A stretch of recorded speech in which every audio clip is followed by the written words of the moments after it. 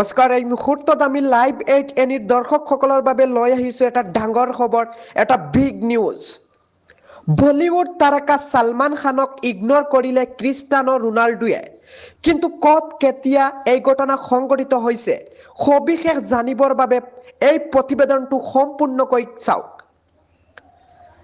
আমি এই মুহূৰ্তত জনাই আছোঁ, সৌদি আৰবত হোৱা বক্সিং মেচত বহুত ডাঙৰ মানুহৰ লগতে বলিউড তাৰকা সালমান খানেও উপস্থিত আছিল আৰু তেতিয়া হৈছিল এক ঘটনা। আমি পুনৰবাৰ লাইভ 8 এনিৰ দৰ্শকসকলক জনাই আছোঁ এটা ডাঙৰ খবৰ, বলিউড তাৰকা সালমান খানক ইগনোৰ কৰিলে ক্ৰিষ্টানো ৰোনাল্ডোৱে। কিন্তু ক'ত কেতিয়া এই ঘটনা সংঘটিত হৈছে এই মুহূৰ্তত আমি কেৱল মাত্ৰ লাইভ 8 এনিৰ দৰ্শকসকলক জনাই আছোঁ।